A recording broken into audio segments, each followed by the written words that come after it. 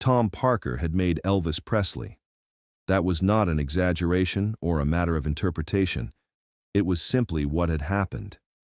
He had taken a truck driver from Tupelo, Mississippi with a voice and a pelvis and an instinct for chaos and turned him into the most commercially valuable musician in the history of recorded sound. He knew how to identify talent.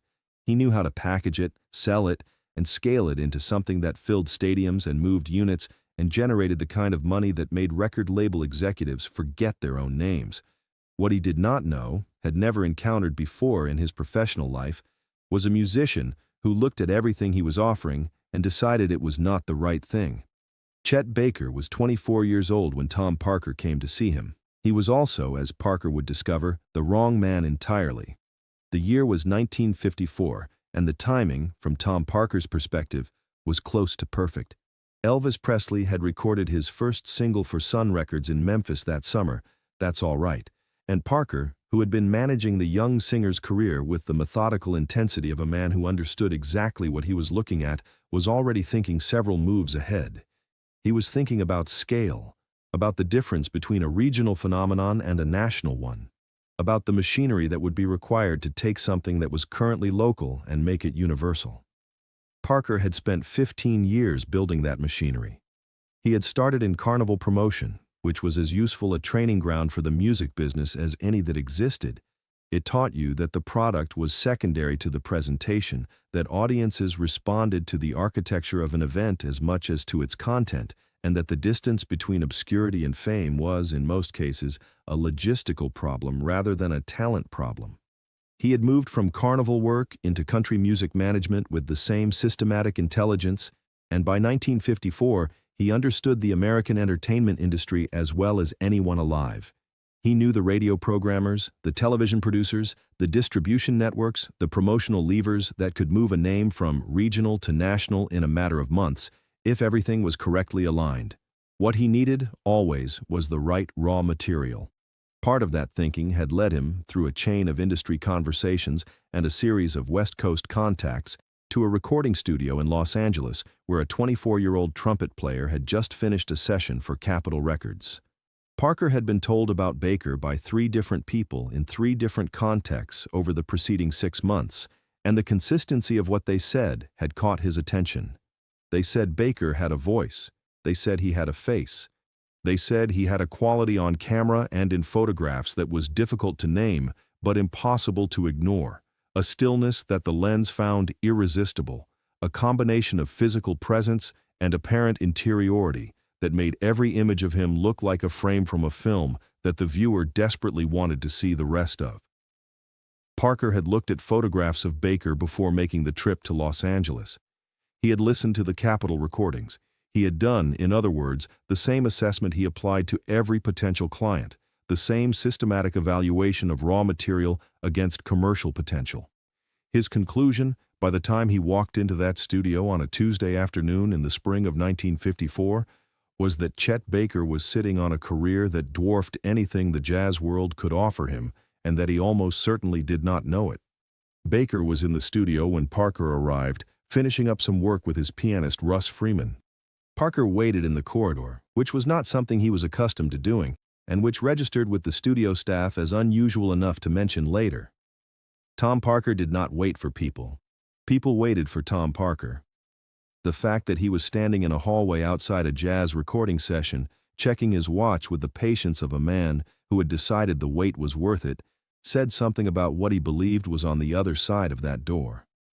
The session Baker was finishing was for a vocal track that would eventually appear on Chet Baker Sings. Freeman recalled later that Baker had been in an unusually focused mood that afternoon. Not talkative, which was standard, but present in a way that occasionally varied.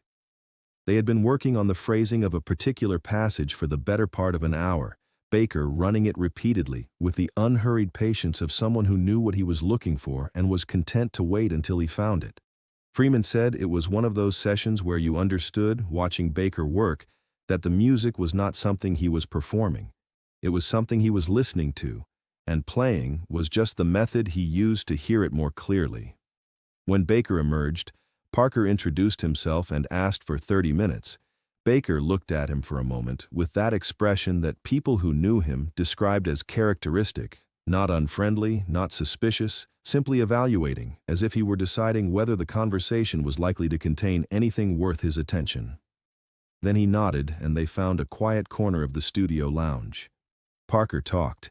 He was good at talking, not in the salesman sense of someone performing enthusiasm, but in the more effective sense of someone who understood that the right information, delivered clearly and in the correct sequence, was more persuasive than any amount of energy or charm.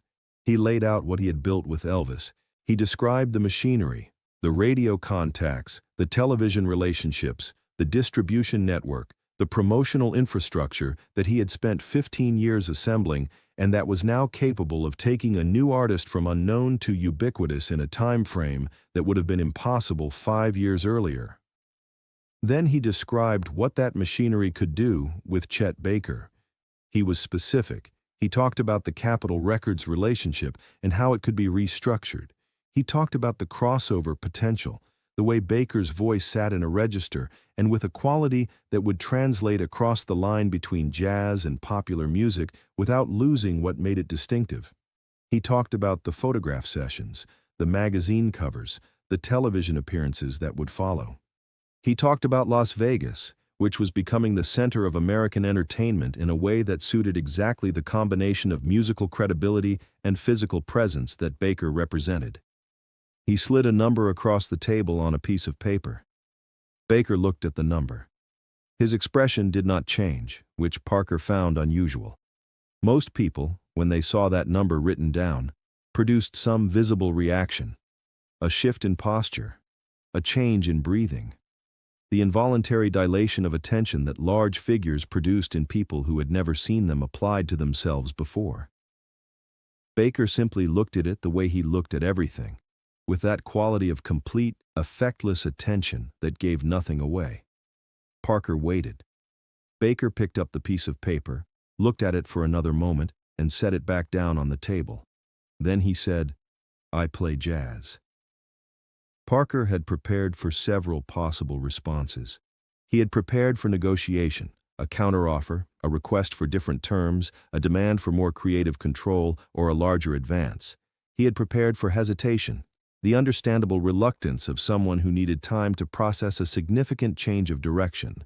He had even prepared for the possibility that Baker would want to consult with a manager or a lawyer before responding, which would have been entirely reasonable, and which Parker had strategies for managing. He had not prepared for "I play jazz," delivered in the tone of someone providing a piece of factual information that ended the conversation rather than continued it. He tried again. He explained that the distinction between jazz and popular music was, in the current landscape, more commercial than musical.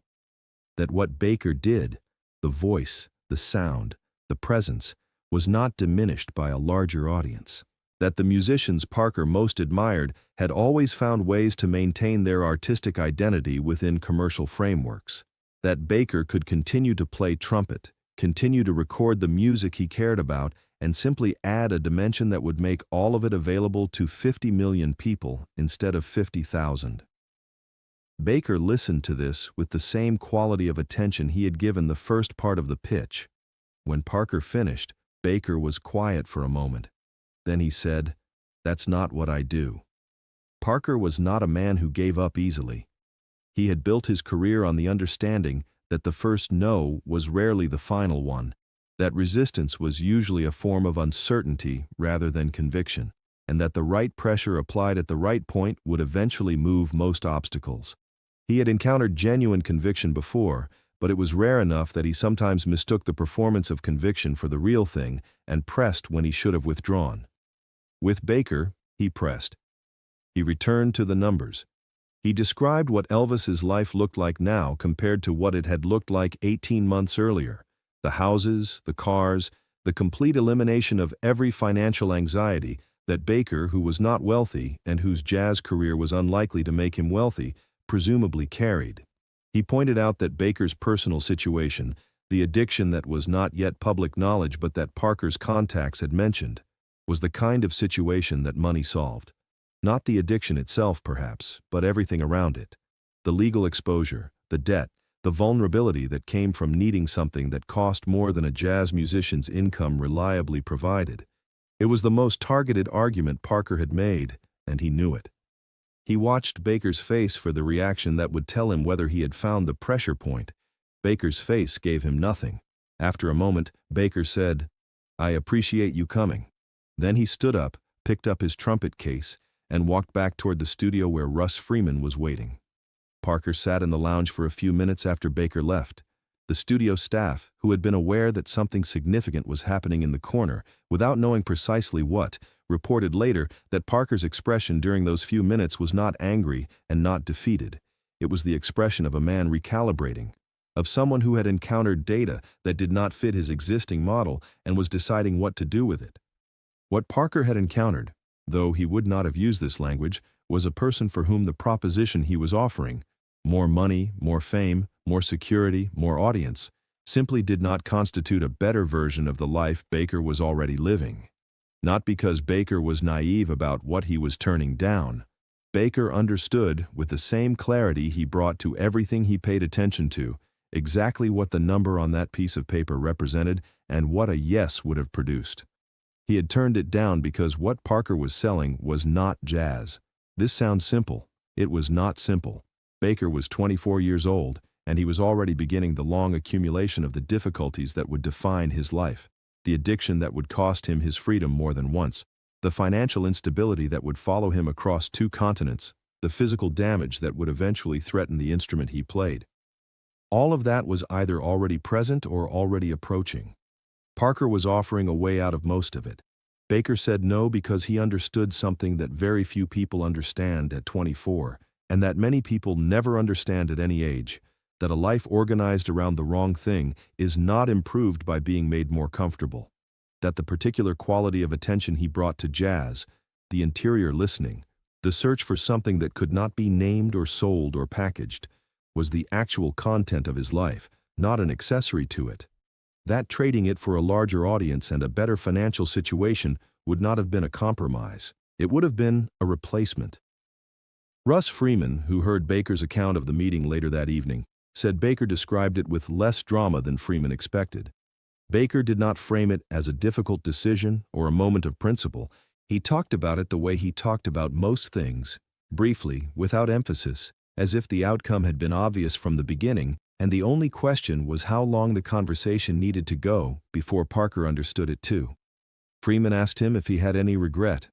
Baker thought about it for a moment in the way he occasionally thought about things, not performing consideration, but actually considering. Then he said, "He wanted me to be something else." Freeman said, "And?" Baker picked up his trumpet. That was the end of the conversation. Tom Parker flew back to Memphis and continued building what would become the most successful management operation in the history of popular music.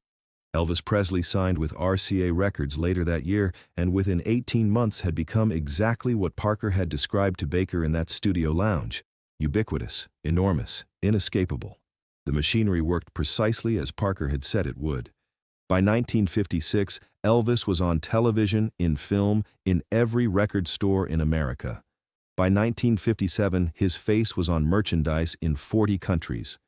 The number Parker had written on that piece of paper in 1954 turned out to be, in retrospect, a conservative estimate of what was available to the right person willing to walk through the right door. Baker never walked through it, and the life that followed, the arrests in Italy, the teeth lost in a San Francisco alley over a drug debt, the years of European exile playing clubs that paid in cash and asked no questions, was in many respects the direct consequence of that refusal. Parker had been right about the financial vulnerability. He had been right about what money could insulate a person from. The difficulties he had identified were real, and they arrived, one by one, and then all at once, with the reliability of things that have been predicted by someone who knows what they are talking about. Chet Baker continued to play jazz. He recorded Chet Baker Sings for Capitol Records, which became one of the best-selling vocal albums the label had ever released, without either Baker or Capitol fully understanding why. He toured Europe and was received with a seriousness and depth of attention that the American market had never quite provided. He was arrested, released, broken, rebuilt, exiled, and eventually restored to something that the people who cared about jazz recognized as irreplaceable. He never played Las Vegas. He never appeared on the television programs Parker had described. He never aimed his voice at 50 million people, or organized his life around the commercial infrastructure that Parker had spent 15 years building. What he did, instead, was spend 30 more years looking for the thing he had been looking for when Parker walked in. The sound inside the music that could not be packaged or sold or aimed at an audience, that existed only in the space between a trumpet and the silence around it, and that required, as its only condition, that the person playing it had decided there was nothing more important. That decision was made, or confirmed, or simply made visible, on a Tuesday afternoon in a studio lounge in Los Angeles in 1954, when a man who had made Elvis Presley slid a number across a table, and Chet Baker looked at it and said, "I play jazz."